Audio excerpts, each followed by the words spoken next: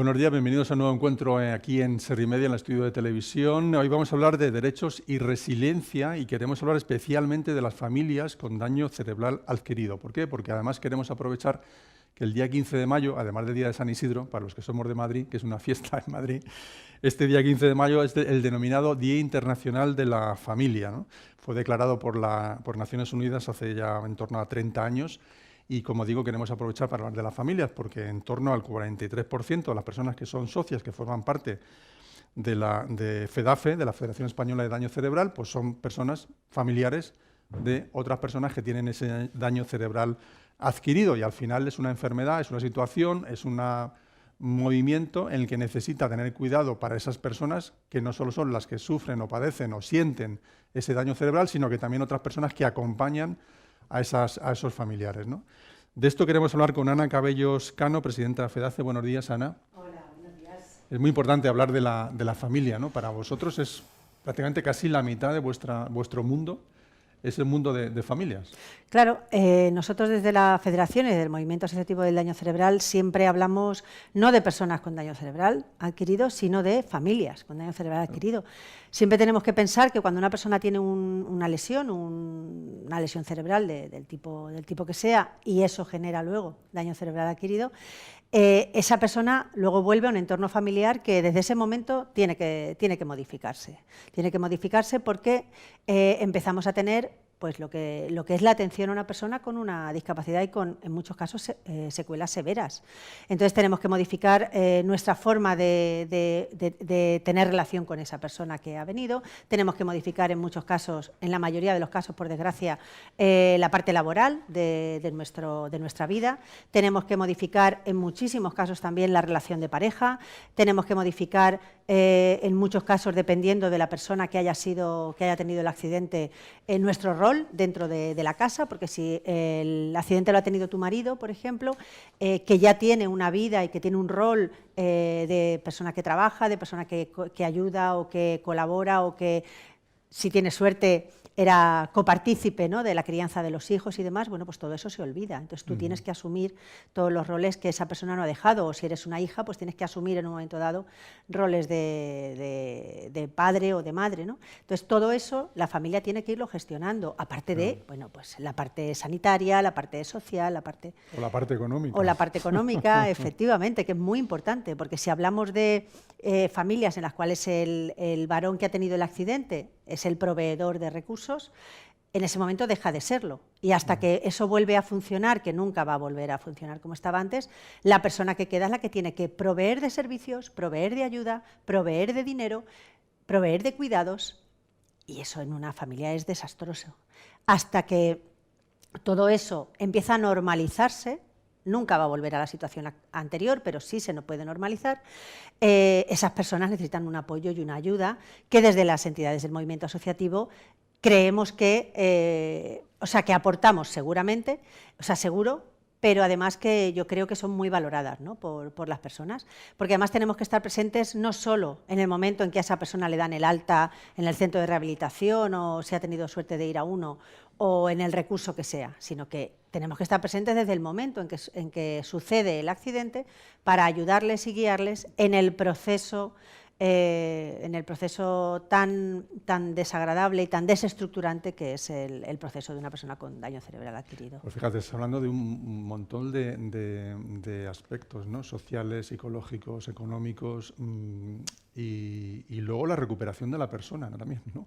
Claro. Que ya no solo eso, sino la propia recuperación de esa persona, que a ver cómo se recupera, como dices tú, que no siempre va a estar al 100% de lo que era antes, será otra persona diferente. Claro, eso es lo de siempre, ¿no? Es una de las cuestiones que nos comentan siempre las familias, ¿no? La persona que ha tenido el accidente, cuando ya le dan el alta, cuando ha tenido la rehabilitación y vuelve a casa, ya no es la misma persona. Entonces hay también que pasar ese proceso de duelo. Ese proceso de duelo significa una pérdida, porque has perdido a la persona que era, has perdido a tu marido, a tu padre, a tu hijo, a quien sea, lo has perdido y ahora tienes que pues hacerte con la persona nueva. Todo ese proceso que, por suerte, las familias, la verdad es que suelen tener una fuerza interior que les permite afrontar todo este tipo de situaciones de una manera maravillosa, Es verdad que en muchísimos casos con el apoyo de terceros, porque así es como debe ser y como se lleva mejor la cosa, tienen que volver a reconstruir su vida. O sea, el tema está en que no es solamente la persona que tiene daño cerebral la que tiene que volver a saber y aprender cómo vivir una vida que ya no es la que era, sino que es todo su entorno. Estamos hablando de lo que decimos, padres, madres, tal, pero hijos, y estamos hablando también de niños pequeños. No solo es un problema que la esposa tenga que reconstruir su vida, sino que aquí estamos hablando de niños, pues niños de 4, 5, 6, 7 años, 8 años, que tenían un padre y una madre, y que ahora tienen a una persona que en muchos casos no reconocen, que físicamente es igual, puede serlo, o no, pero que ya no es su padre y su madre, y además los roles han cambiado. Esto para los niños también es un problema, y de hecho, en muchos casos estos menores, bueno, pues tienen problemas de readaptación escolar, de readaptación en el instituto, o sea que hay que, desde el movimiento asociativo que tenemos que hacer, pues tenemos que dividirnos, ¿no? Tenemos que hacer esa doble vertiente, tenemos que apoyar y ayudar y hacer todo lo que podamos porque las personas con daño cerebral, tanto niños como mayores, como medianos, recuperen la mayor funcionalidad que puedan y vuelvan a tener la vida lo mejor que puedan, pero también tenemos que aportar ese mismo trabajo a las familias para que cualquier cuestión que les surja sepan que tienen ahí el apoyo de las entidades para lo que sea. Hemos titulado el encuentro de derechos y resiliencia. Me gustan las dos palabras, ¿no? Por una parte derechos y por otra parte resiliencia, ¿no? Claro, es lo que te decía, las familias, pasado el primer momento de estupor y de simplemente pienso, lógicamente, como todos pensamos en ese momento, que sobreviva. Luego ellos hay que empezar a mostrarles todo el camino que van a tener que pasar hasta llegar a una normalidad, porque no es solo la parte sanitaria, sino que hay que recuperarse de esa parte y empezar a construir una vida con esa persona, una vida que ha cambiado y que tenemos que empezar a asumir que ha cambiado. Todo ese trabajo hace que nos demos cuenta de la fortaleza que tenemos como familiares, porque aquí además con mis compañeros y tal, todos somos familiares, pero sobre todo la capacidad que hay de decir, bueno, pues esto es lo que ha sucedido, ¿no? Pues ahora hay que tirar para adelante, y hay que, con el apoyo de las entidades, con el apoyo de profesionales, con todos los apoyos que yo considere de mi familia, que yo me imagino que esto luego también lo comentarán, la soledad, ¿no? Porque según en el congreso que tuvimos hace poco, uno de los datos que a mí me sorprendieron, porque es verdad que yo no era muy consciente de eso, que solo un 7% de las familias del personal más cercano, tanto en familiares como en amigos, que hay al principio del daño cerebral, solo el 7% se queda. Porque el daño cerebral es una situación muy dura en todos los aspectos. Entonces, bueno, pues mantenerte ahí y el estar apoyando y el estar ayudando, bueno, pues no todo el mundo es capaz, o no todo el mundo puede, o no todo el mundo quiere. Entonces, yo creo que ahí en el movimiento asociativo hacemos una labor, yo creo que importante, de apoyo, de seguimiento, no sé, yo espero que fructífero, bueno, espero, no sé, que fructífero y bueno, para poder llevar a estas familias y a estas personas con daño cerebral adquirido pues al siguiente nivel, ¿no? A que esa vida que se ha salvado gracias a este sistema sanitario que tenemos sea lo mejor posible. Y hablando de derechos, no solamente tenemos que apoyar a las familias para que consigan asumir ese proceso, para que consigan llevar a cabo una vida lo más adecuada posible, sino que también tenemos que ser, y en esto sí, nosotros como FEDACE, tenemos que ser la punta de lanza del exigir a las administraciones públicas, a los políticos y a aquellos que tienen el poder de tomar las decisiones para que sean conscientes de la necesidad que tienen las familias y las personas con daño cerebral de tener una rehabilitación, de tener unos recursos económicos para poder aguantar todo ese proceso que tú has dicho, ¿no?, económico, y de que al final se respeten sus derechos, ¿no?, como personas, que cuando no les damos esa rehabilitación o cuando no les damos esos apoyos, lo que estamos es vulnerando sus derechos. Entonces, bueno, pues todo eso es lo que desde la Federación y sus entidades llevamos a cabo y yo creo y espero que sigamos haciéndolo y que al final, bueno, pues la Administración se dé cuenta que esto es algo que ellos tienen que asumir como entidad, ¿no?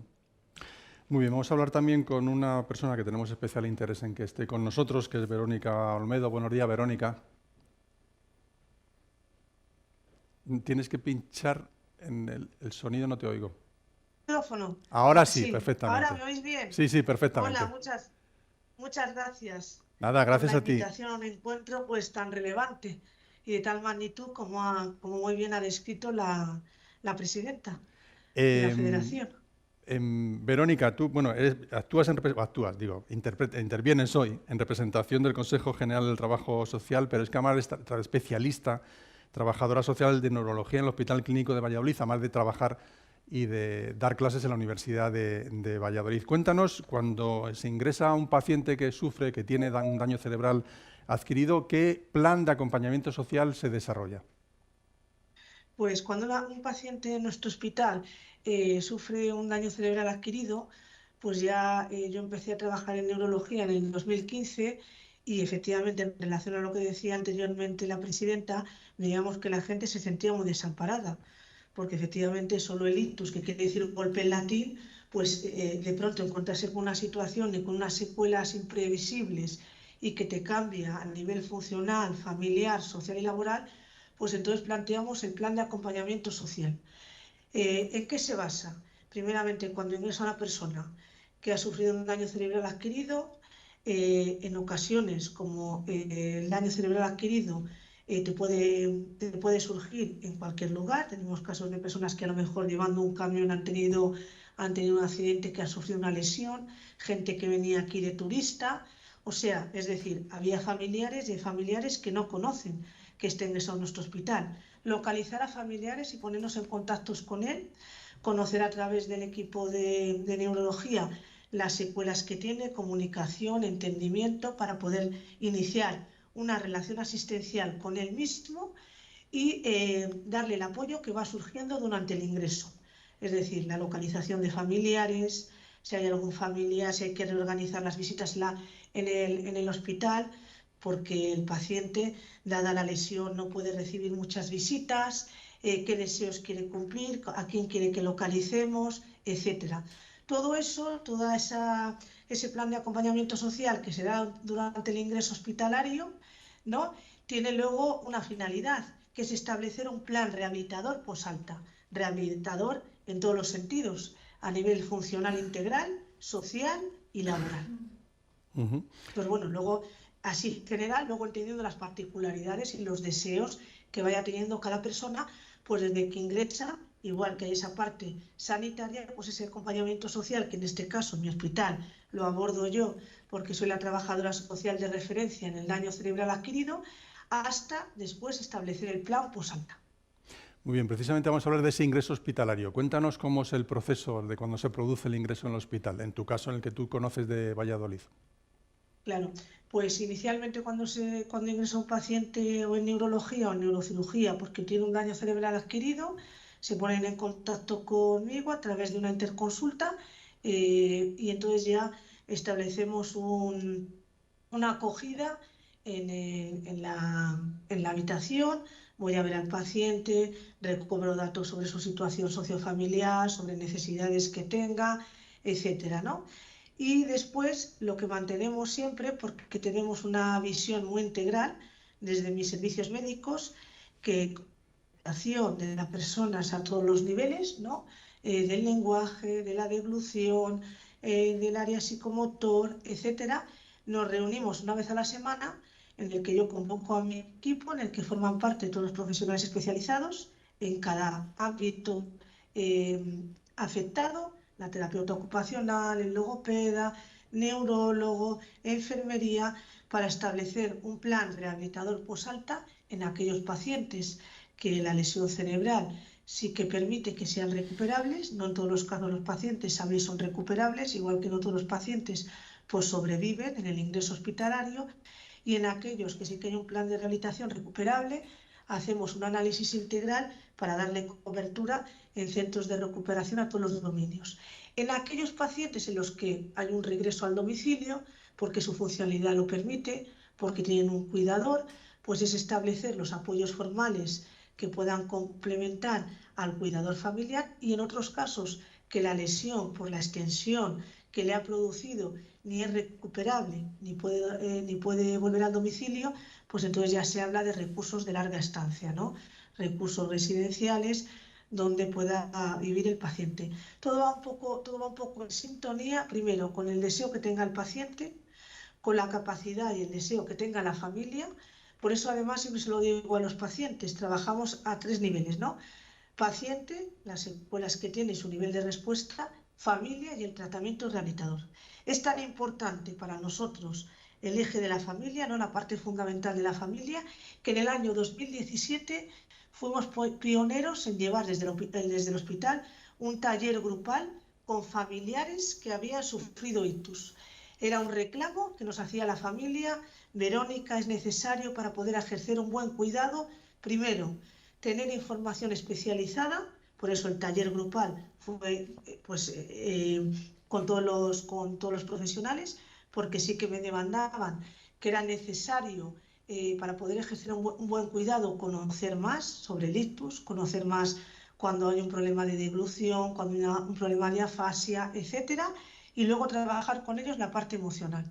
Y estuvimos trabajando con la familia como uno de los pilares fundamentales en esa atención al paciente, que siempre decimos, ¿no?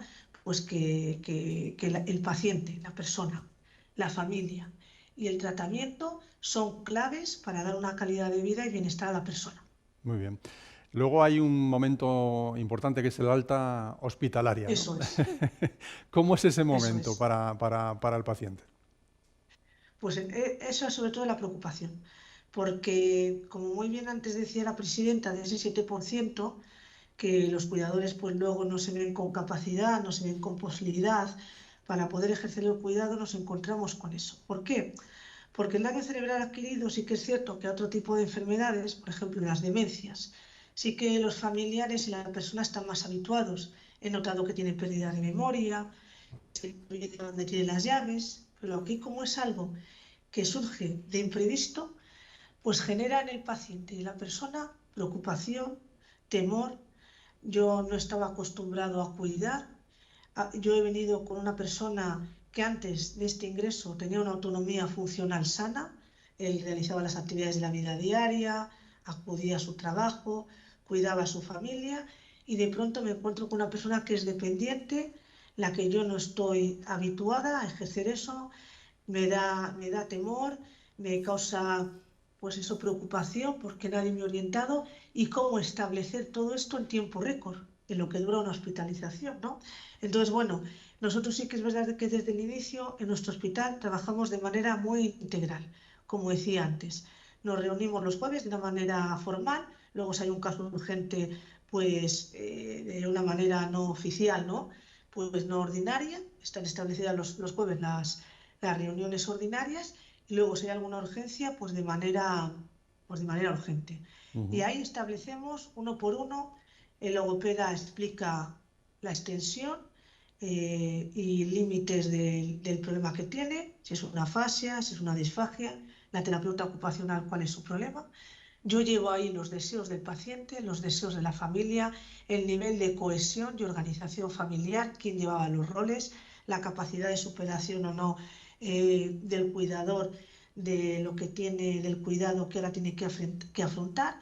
Y entonces, trabajando todos los agentes, el rehabilitador, vamos, el tratamiento rehabilitador, el paciente y la familia, se determina el plan posalta que se le informa a la familia. Bueno, es que desde el principio son partícipes del mismo, en el que se le explica, tenemos estas posibilidades, tu padre, tu hijo, tu familiar necesita estos tratamientos, necesita logopedia, necesita terapeuta ocupacional, etcétera, lo que necesite, y su deseo está en el domicilio.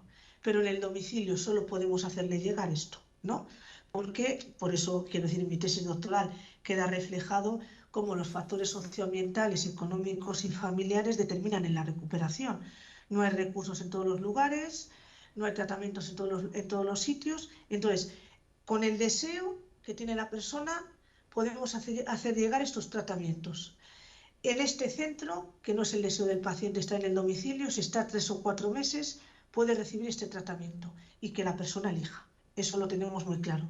Estamos en base a la Ley 41/2002 de autonomía del paciente y el tratamiento se acerca en lo que se puede y con los medios que contamos al deseo del paciente, que se trabaja desde el inicio y se le explica a él cuando tiene capacidad de cognición, de retentiva, no tiene dañada su capacidad de decisión, lo que recibiría estando en su domicilio, cumpliendo su deseo, si es ese, los tratamientos que tendría estando en un centro que puede no ser su deseo, pero lo que le ofrecería. Y él decide, y él decide. Ya. Entonces, eso sí que lo tenemos muy bien pautado, y quiero decir, sí que es verdad que la, la prevalencia de deseo suele ser pasar 3 o 4 meses en un centro para recuperar y luego poder volver al domicilio, porque apuestan cuidadores y familiares por tener la opción de recuperar, sabiendo que desde su domicilio todos los recursos no llegan al mismo, y prefieren estar 3 o 4 meses recuperando, y después de pasar todo el proceso rehabilitador, volver a su domicilio. En esto que estás Pero comentando, siempre quiero decir con el deseo, ¿no? Entonces, y con los cuidados, eso está claro. Tenemos estos tratamientos que usted necesita, tenemos este deseo que es estar en su domicilio, no podría tener un fisio en el mismo, no podría tener un terapeuta ocupacional, tendría que venir al domicilio que le permite eso, o ir a un centro en el que tenga todos los tratamientos, y él elige. Y por ahora, en donde estoy en mi trabajo, ¿no? Y a lo largo de todos estos años que he visto más de 1000 pacientes con daño cerebral adquirido, la prevalencia que manifiesta en aquellos que son evidentemente recuperables es estar 4 o 5 meses con un tratamiento rehabilitador, poder recuperar funcionalmente y luego volver a su entorno. pero ahí lo difícil, lo estabas comentando, Verónica, es, bueno, tú estás en Valladolid, tenéis un hospital grande, tenéis servicios de lo que tú comentas, de todos los servicios de fisio, logopeda, etcétera. Pero claro, ¿qué ocurre en un pueblecito de Valladolid o de, no sé, o de, incluso de Madrid, que también tiene pueblos? Es decir, esta disfunción en función del lugar donde vivas, pues también te condiciona esa evolución, ese Eso deseo es, tanto del paciente como del familiar, ¿no? efectivamente. Es que los factores socioambientales, económicos, familiares, efectivamente. Por eso yo, cuando atendía a pacientes que sufrían ictus y veía que no todos tenían acceso a los mismos tratamientos, y yo no podía quedarme ante eso impasible y la angustia que me generaba, pues hice la investigación. Ahí está mi tesis doctoral, Ujú. donde demuestra que la edad, el lugar de residencia y tener que recurrir a la modalidad privada, pues son determinantes que tienen que ver con la rehabilitación integral. Y por eso, desde octubre, nuestra comunidad autónoma, no sé en otras, para pacientes que sufren ictus, pues de Segovia, de Valladolid, de cualquier comunidad autónoma, pueden acceder a un tratamiento rehabilitador integral independientemente de la provincia de Castilla y León donde esté. Conseguimos este recurso que le tenemos, ¿no?, en el que un poco venimos a luchar contra el lugar de residencia que tenemos desde octubre concertado, un hospital que garantiza no solo la atención integral en todos los dominios afectados, porque lo que interesa es que el paciente se recupere. Si recupera el habla pero no recupera la movilidad motora, si recupera la movilidad motora pero no recupera la orientación visoespacial, lo que nos interesaba era que la persona pues recupere todas las capacidades para que esté en su entorno. Y entonces, el lugar de residencia, ahora en Castilla y León, independientemente del lugar de residencia donde viva, se ingresa en cualquier hospital de Castilla y León, puede acceder al hospital que está concertado para que pueda acceder al tratamiento rehabilitador integral y pueda tener atención en todos los dominios afectados, y si esa recuperación va según lo previsto, volver a su entorno. Esto, Ese es el objetivo, claro. efectivamente, ese ha sido el objetivo, quiero decir, en lo que en otras comunidades autónomas desconozco. En la nuestra sí que era una barrera, por eso no, uno no se puede mantener impasible, ¿no? Siempre con profesionales tenemos esa responsabilidad, y entonces, pues a partir de octubre tenemos ese concierto para cualquier persona de Castilla y León que sufra un daño cerebral adquirida, pueda ir a un hospital de referencia y recuperar. El lugar de residencia no sea un factor pues que determine, ¿no?, y que impida que una persona tenga vida, porque si yo no puedo acceder a una rehabilitación, no sé hasta qué punto puedo recuperar. Claro. Que digo, Ana, que esto sí que es un condicionante, ¿no? En función de donde vivas, tienes una situación diferente. Eso es. Eso siempre lo hemos comentado en las diferentes veces que hemos hablado, ¿no? Sabes que desde FEDACE hicimos un estudio que se presentó sobre las diferencias en las comunidades autónomas y es algo que siempre hemos venido reivindicando. O sea, no puede ser que en un país en pleno siglo XXI, dependiendo de dónde nazca, vas a tener la opción de recibir un tipo de rehabilitación o recibir otro. Y de ahí la lucha de la Federación por generar una estrategia nacional o un plan nacional o como quieran llamarle nacional, que por lo menos marque los mínimos y que a partir de ese mínimo de rehabilitación, de atención, de ayudas, de recursos, ya cada comunidad autónoma pueda mejorarlo, porque al final no tenemos nunca que olvidar que las transferencias en sanidad y en servicios sociales están transferidas. Entonces luego es la comunidad autónoma la que tiene la batuta para poder incrementar esos servicios, pero que haya unos mínimos. Igual que hay una ley nacional de seguridad social, y hay leyes nacionales que lo que te hacen es que te marcan el mínimo y el paraguas bajo el que tiene que luego desarrollarse la atención en las comunidades autónomas. Esa es una lucha que tenemos de hace muchísimos años y que seguimos en ello para que no se den diferencias en donde vivas. Y no hablemos, ni vamos a entrar, porque quiero dejarle tiempo al resto, del mundo rural. O sea, eso sería para otro desayuno. Bueno, pues muchas gracias, Verónica. Eso es. Vamos a ir conversando con las personas que están aquí conmigo. En primer lugar, quiero saludar a Paloma Pastor, presidenta de la Fundación Sin Daño. Buenos días, Paloma. Buenos días. Y también está con nosotros Fernando Fresno, que es miembro del Comité de Familias de la Fundación Sin Daño. Para empezar, ¿qué es la Fundación Sin Daño? Bueno, pues es una entidad sin ánimo de lucro que nació en el año 2017. Yo soy madre de un niño con daño cerebral. Y en ese momento, pues de cabeza nos metimos en un mundo que desconocíamos y en el que vimos que era muy necesario luchar por una mejora de los recursos de los niños y niñas con daño cerebral adquirido. Y en el año 2017 la creamos y en eso estamos, buscando apoyo a los niños, a las niñas y a las familias con hijos con daño cerebral. ¿Tu hijo se ha recuperado? Mi hijo se ha recuperado mucho, pero no del todo. O sea, él tiene unas secuelas clarísimamente. No obstante, pues estamos muy satisfechos porque primero salvó su vida y luego tuvo una recuperación bastante espectacular gracias a la rehabilitación que tuvimos que darle por privado. Claro. Porque en ese momento no había medios públicos para atender a los niños y niñas con daño cerebral. ¿Qué edad tenía cuando le pasó? Tenía 8 años y fue en el 2011. Sí. ¿Y qué le pasó exactamente? Pues era un niño con hiperactividad y estábamos haciendo una excursión por el campo, iba por delante, se perdió y se cayó por un precipicio. Fue un traumatismo craneoencefálico, lo encontró un policía caído al pie de un precipicio y estábamos fuera de Madrid, le trasladaron en una UCI móvil a Madrid, al Niño Jesús. Los hospitales públicos tienen unas UCIs pediátricas maravillosas que salvan la vida de nuestros niños, ya sea un traumatismo, un ictus, un tumor cerebral, un ahogamiento.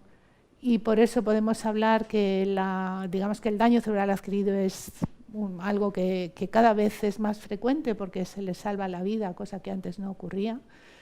Y bueno, así fue con nuestro hijo, ¿no?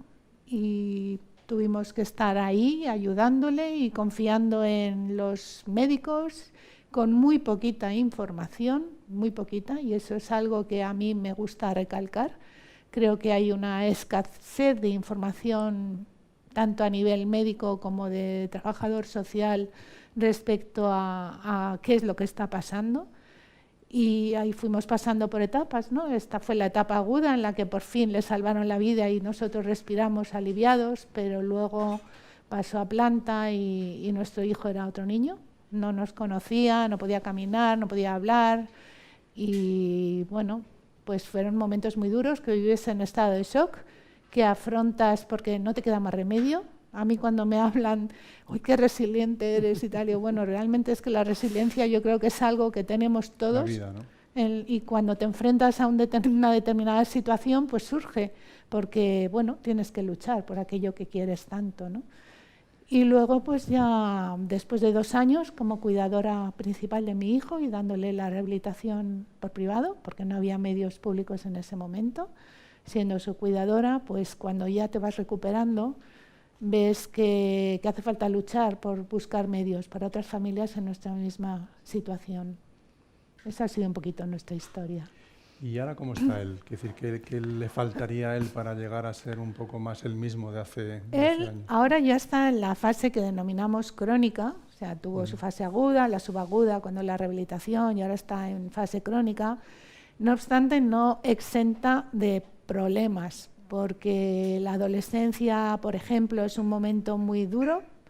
Surgen problemas emocionales, de comportamiento, de relaciones sociales muy difíciles, incluso de salud mental. Y bueno, pues ahí vamos, intentando buscar ayuda a los profesionales, intentando que tenga una vida lo más autónoma posible, muy preocupados por su futuro, por cuando nosotros ya no estemos. Y esto creo que además es una preocupación que compartimos todas las familias. Nuestras prioridades han cambiado. Tú ya no piensas que tu hijo en el futuro vaya a hacer una carrera, a buscarse la vida y a formar una familia, sino que piensas en que sea autónomo y feliz y que tenga una vida pues con unos derechos protegidos, y eso pues no lo tenemos tan claro. Entonces sí que produce cierta angustia. Y luego, tú personalmente, bueno, tú y tu pareja, pero tú que has estado más encima, ¿has recibido algún tipo de ayuda? Como decías tú, que no había información, no sé cómo la has sobrellevado, porque claro, contarlo es muy fácil, pero yo me imagino que el día a día bueno, no al será tan sencillo. principio hablas muy poco del tema. De hecho, te sientes muy solo porque tu entorno te resulta diferente. La gente vive en otro mundo, nosotros vivimos en una burbuja de situaciones críticas, difíciles y emocionalmente muy difíciles de sobrellevar. Sí es verdad que, bueno, yo tenía la sensación de que tenía que buscar apoyo emocional y un psicólogo de familias, que yo entiendo que es fundamental. O sea, como ha dicho Ana, no solo hay personas afectadas por daño, es toda la familia la que necesita apoyo, información y apoyo psicológico, eso es importantísimo, porque nuestro bienestar y nuestra estabilidad emocional va a ayudar a que nuestro hijo salga adelante. Claro. Entonces sí, buscamos apoyo psicológico y además este es un mensaje que yo sí que lanzo siempre a las familias. Cuidado, cuidador o cuidadora, cuídate, no te aísles, intenta mantener todas tus relaciones sociales anteriores, aunque sea como una obligación. Ojo con tu salud, cuídate porque es que la vida es muy larga y este proceso no termina. Entonces, bueno, hay que cuidarse. Ese es el gran mensaje. Fernando, cuéntanos tu historia. Pues buenos días. Yo tengo un hijo, Fernando, que con 7 años le dio un ictus. Entonces, pues bueno, nosotros tuvimos la suerte de que Paloma ya había empezado su trabajo. Y en el Niño Jesús pues había una unidad de daño cerebral adquirido y pudimos ir por lo público, que es extraño, es de los pocos sitios que hay en España para tratamiento del daño cerebral adquirido en niños. Bueno, es que en el Hospital Niño Jesús es una cosa excepcional en España. Ahora sí, pero porque hubo una madre que lo luchó, si no, no hubiera sido. ¿Tú conocías a Paloma de antes? O? Yo no la conocía de antes, yo la conocí pues al año y medio de que le pasara a Fernando y bueno, para mí ha sido una guía, ha sido uno de los pilares en los que nos hemos aguantado, nos hemos soportado. Y entiendo que has pasado por los mismos procesos que ella, ¿no? Todas las mismas fases. Los procesos son muy similares, casi todas las familias tenemos unos procesos muy parecidos, cada uno lo sobrellevamos como podemos, pero pasamos por las etapas muy parecidas, es bastante común. Por eso nosotros nos gustan los grupos, la terapia de grupos de padres.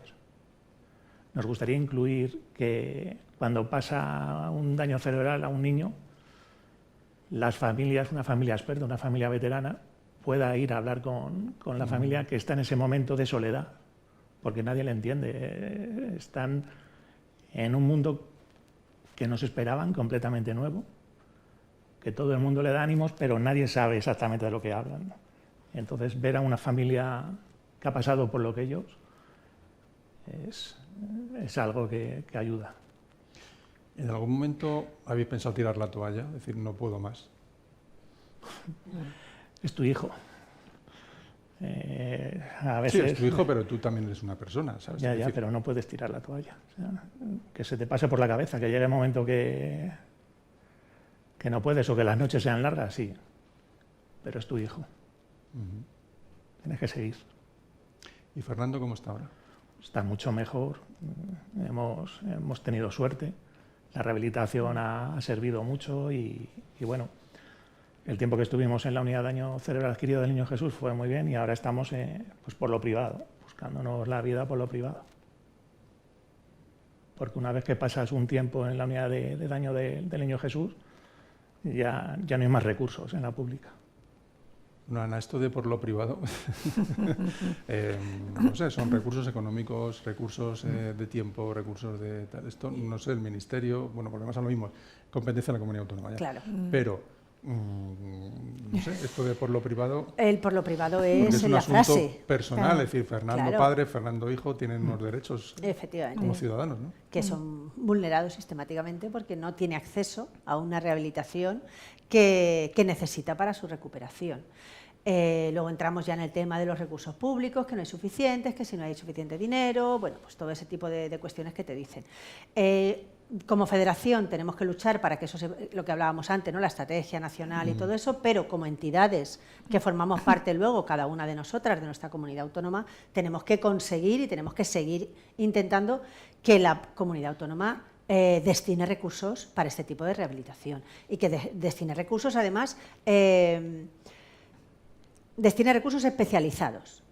Y me explico, o sea, no me sirve que en un hospital digan, no, es que yo tengo aquí una unidad de día de rehabilitación que funciona estupendamente con unos profesionales maravillosos, que no lo dudo, que son, y efectivamente son estupendos y maravillosos, pero yo necesito una unidad de rehabilitación especializada en daño cerebral y especializada en neurológicas, porque tiene una forma de rehabilitarse y una secuela muy específica. Esa persona no es que no mueva el brazo porque tenga una lesión, no, lo mueve porque su cerebro no está dando la orden.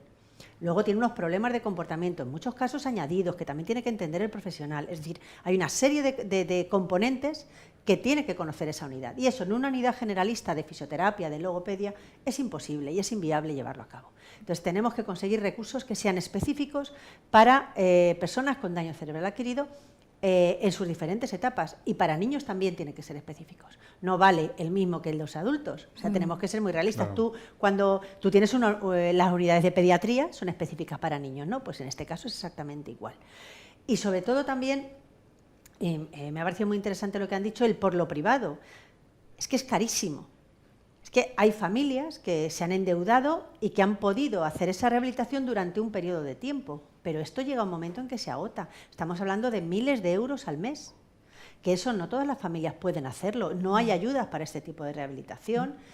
Entonces, nos metemos en un círculo en el cual la familia no solamente tiene la carga mental de que de que mi hijo tiene este problema, o mi marido, yo voy a hablar un poco más en general, pero por supuesto con los niños es mucho más impactante.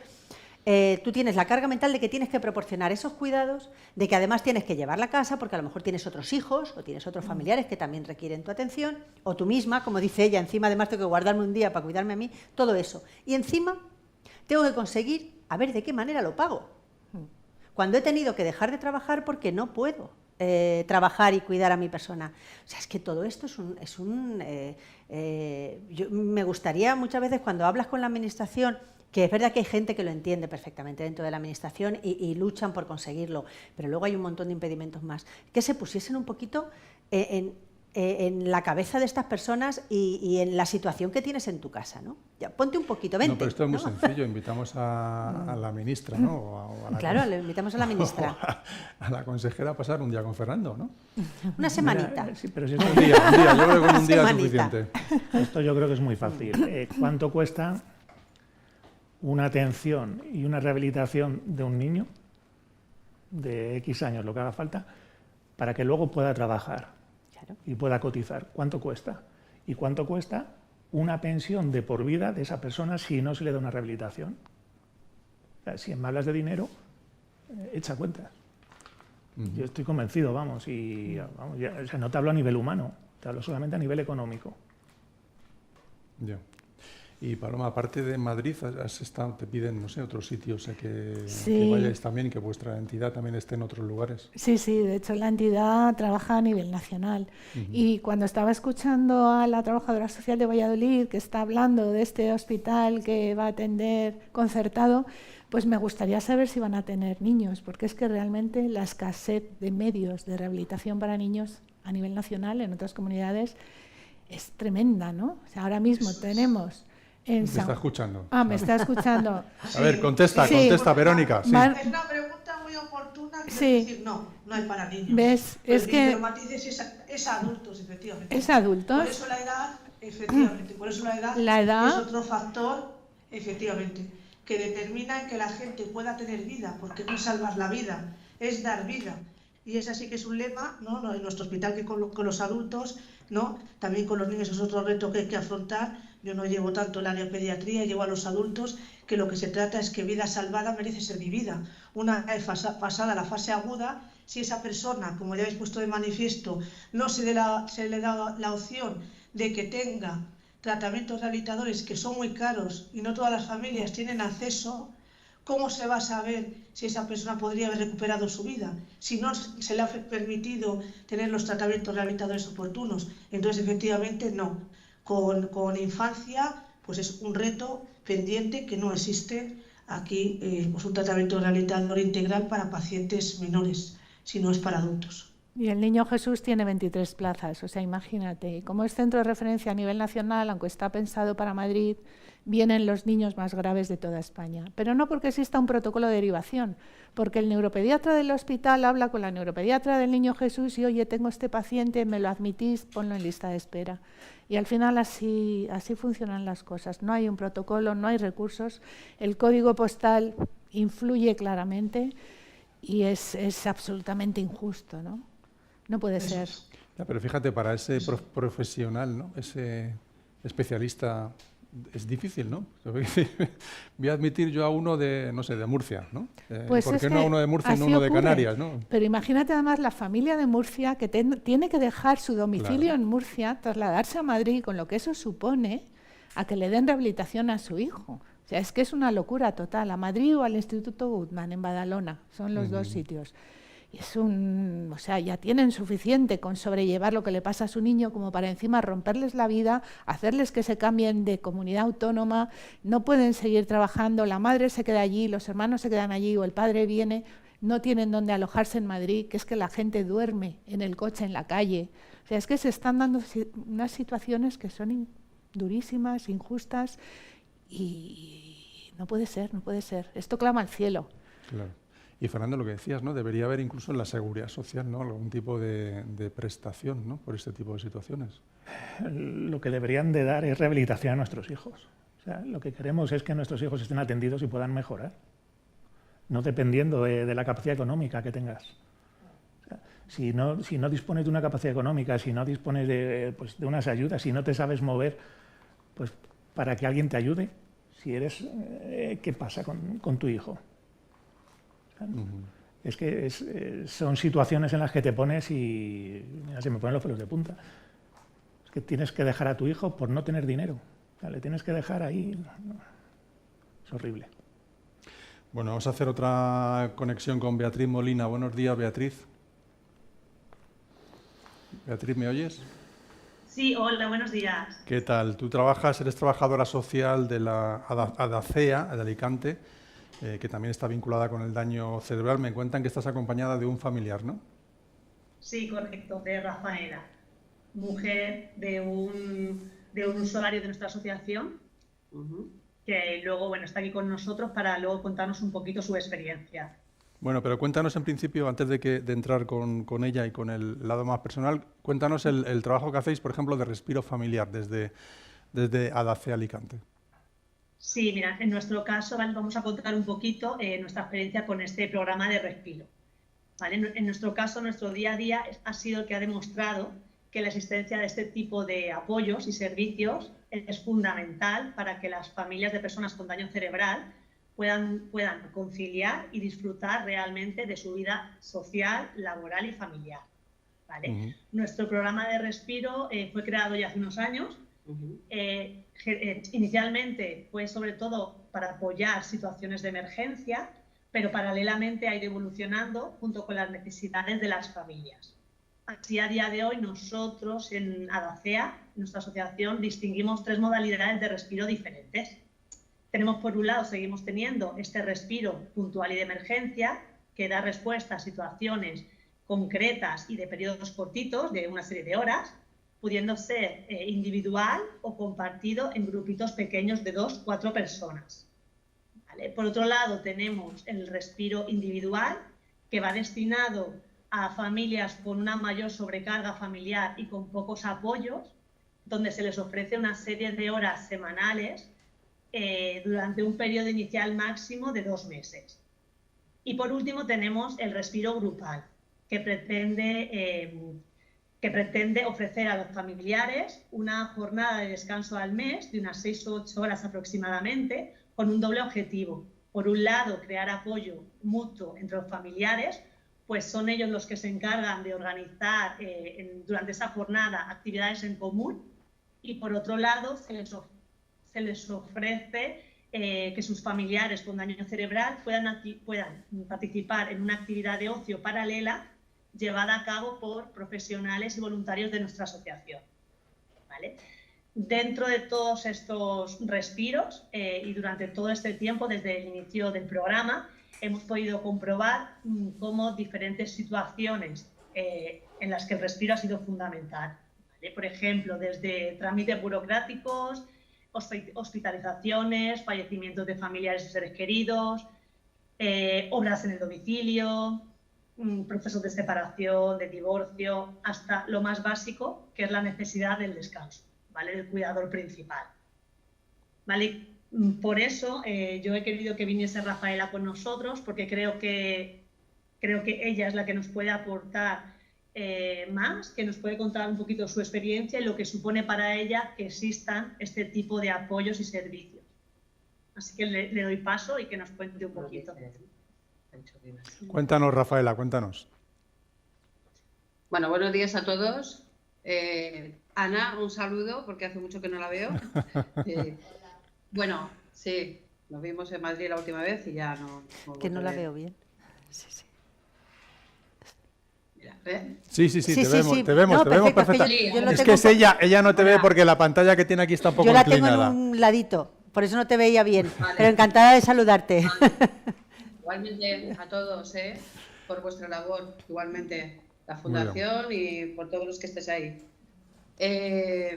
Yo también soy de la Junta Directiva de ADACEA, soy la vicepresidenta, y llevo 20 años con esta situación.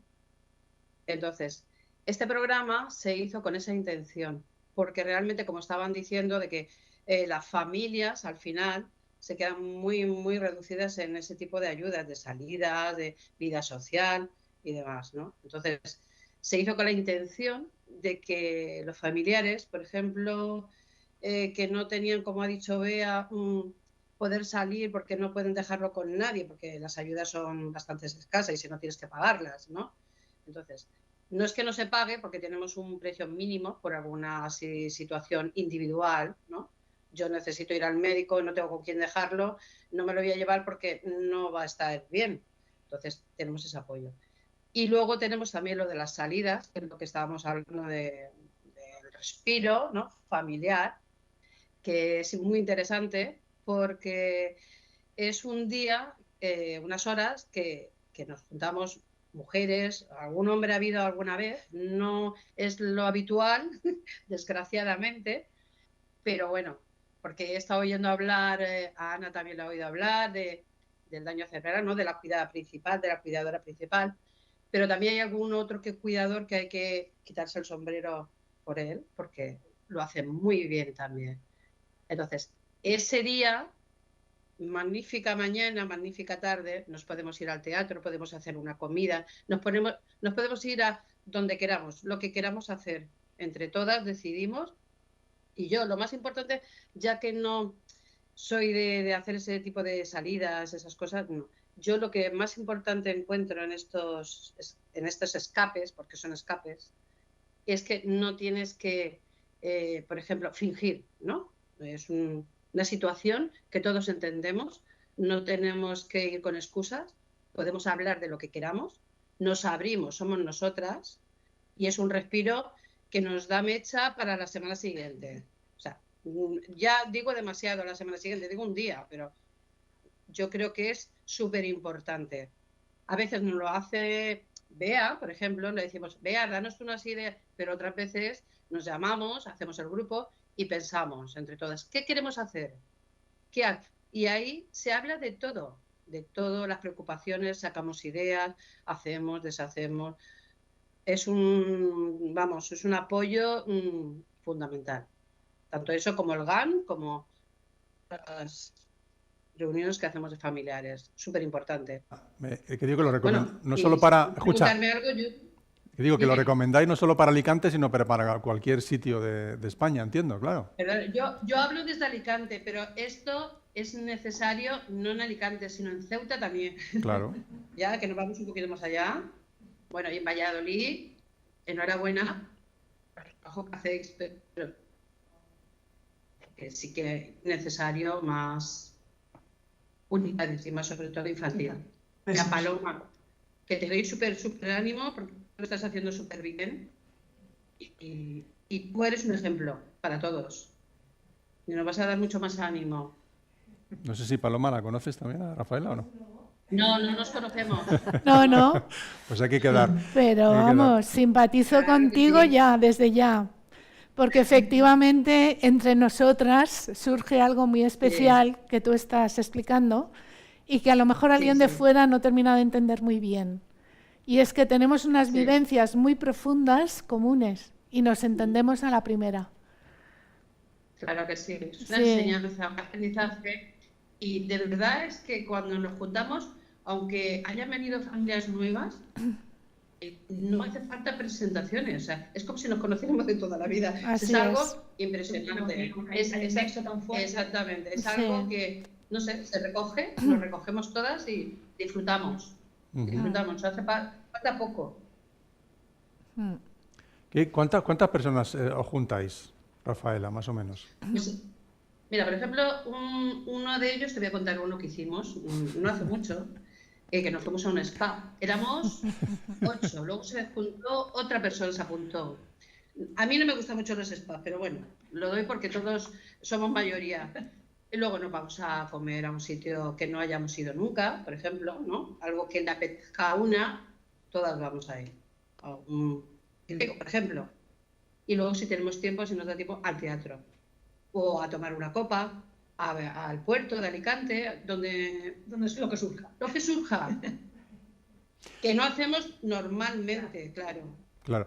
Oye, entiendo que luego vuestro familiar lo notará, ¿no? Que por lo menos venís con un poquito más de espíritu, ¿no? Y de emoción y de reconfortación personal. Yo te digo lo que estaba diciendo Ana, lo que dice Paloma y lo que dice el Papa Fernando, que es, si tú estás bien, tiramos para adelante. O sea, si tú estás bien, ya te pueden poner lo que quieras. Puedes ayudarlo muchísimo más feliz. Pero yo te digo una cosa, con el aprendizaje de ellos, que también tenemos que aprender de ellos, de los familiares que tienen daño cerebral, porque ellos también nos aportan. Aunque sí que tenemos ahí un sufrimiento real, ¿no? Ellos también nos aportan otro tipo de vida y otro tipo de aprendizaje, que es el todo de todo. Es la vida pura y dura. No sé si me estoy... No. Me he dejado llevar un poco ahí, pero quería decir que ellos son lo que son sin filtro. Y nosotros tenemos que aprender de eso. Porque yo con el tiempo que llevo, yo ya no doy muchas explicaciones a nadie.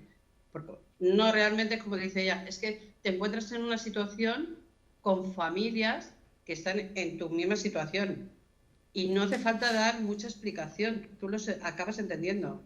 El apoyo es mutuo. Y de ellos, de los familiares, también aprendemos. Porque ellos son lo que son. Son otras personas, como dice aquel, pero en su esencia están ahí. Y tienen sus necesidades. Yo, la vida, como dice, la rehabilitación o una vida digna es lo que se persigue. Sin más.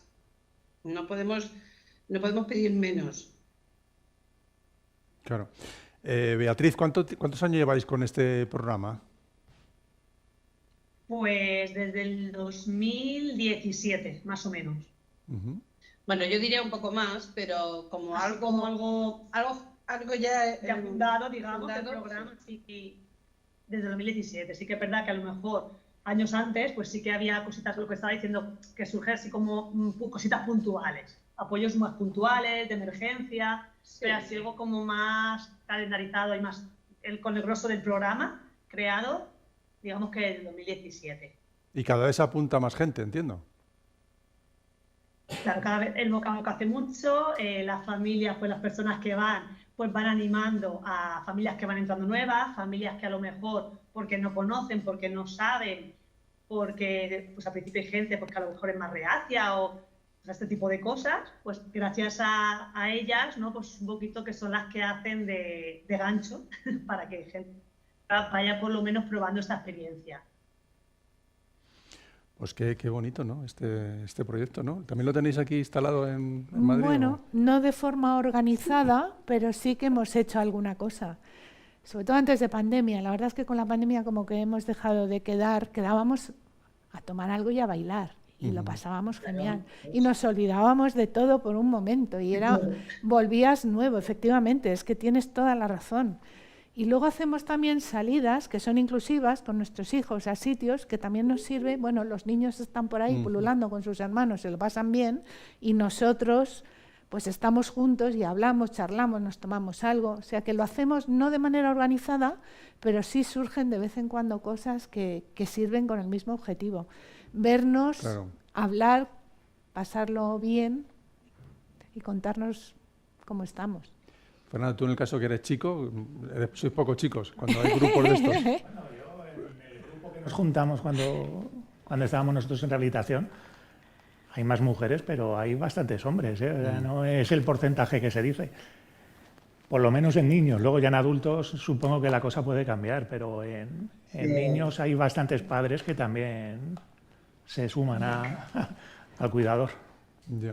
Sí. ¿Y hacéis vida compartida con las madres o los chicos os vais por otro lado y las madres? No. Totalmente compartida. Nosotros vamos juntos. O sea, a mí me tienen Sí. catalogado como que tengo 3 o 4 mujeres, porque como cada uno con una, O sea, pero bueno. es el psicólogo de todas, porque además Fernando es tan afable, tan cariñoso, a todos le contamos las cosas y él, el pobre, nos aguanta a todas. Sí. Bueno, tenéis que hacer una intergrupo de Alicante-Madrid, Madrid-Alicante. ¿eh? Pues no, oye, Rafaela. sí, ¿eh? Encantado. Lo dejamos pendiente. Y de los las demás, demás. digo, también. Digo esto porque estamos aquí hablando Tenemos en directo. tenemos que organizar algo. También Está en Toledo, surgiendo no sé, algo. o en Cuenca, me da Sí, igual. Algo así. Sí, cuando han venido de Alicante precisamente, alguna vez que han hecho alguna excursión y demás, y yo creo que todas lo hacemos, ¿no? Pues nos hemos juntado donde hemos estado. Es verdad que la vez que vinisteis a Toledo vinieron con los afectados porque fue una excursión, pero yo creo que eso es bonito. ¿No? Yo creo que eso es bonito. A nosotros nos gustó muchísimo compartir ese momento y para las entidades yo creo que es bonito también el vernos y el hacer cosas juntos porque nos enriquece mucho. Sí. Porque yo hablo con ellas y ellas me cuentan, pues aquí hacemos esto, pues nosotros hacemos esto otro, pues esto funciona muy bien, uy, esto lo he hecho yo y no sé qué decirte. Entonces yo creo que son ideas muy buenas el poder compartir. Todos juntos va a ser complicado, pero así por partes, Sí, yo creo que es una idea muy buena. sí. Muy buena. Bueno, pues aquí lo vamos a tener que dejar. Llevamos una hora conversando. Es una pena porque vamos a conectar con Jonathan, que es un familiar de una persona usuaria también de Adazá, en este caso de Tenerife, pero bueno, las circunstancias del directo nos ha permitido conectar con él. Bueno, conectaremos con él y con el entorno de Canarias en otro momento. Bueno, queríamos hablar en este día, como día a día de la familia, de los derechos, la resiliencia de los familiares con daño cerebral. Yo creo que ha quedado muy bien expuesto en esta jornada de hoy. De verdad quiero agradeceros especialmente la sinceridad y, bueno, no es fácil abrirte en canal como habéis hecho y habernos contado vuestra vida. Os felicito y lo único que puedo decir es animaros y, por supuesto, aquí nos tenéis para reivindicar ante la administración pública, tanto autonómica, local como nacional, a que haya servicios para todos, que esto no puede quedar así. No puede ser solo por lo privado, sino tiene que ser también por lo público. Todos somos ciudadanos, todos, y cada uno de los ciudadanos españoles tenemos derechos adquiridos como ciudadanos y que seguiremos empeñados en que esto sea una realidad. Muchas gracias por estar con nosotros. Y lo dicho, seguiremos hablando de daño cerebral adquirido en un próximo encuentro. Muchísimas gracias a todos por seguirnos y perdona que había un mensaje que no quiero dejar de comentar, que me lo ha pasado Pablo, de Isabela Kirman, que decía: gracias por darnos esta oportunidad de conocer nuestros derechos. Muchas gracias a ustedes por seguirnos. Hasta la próxima.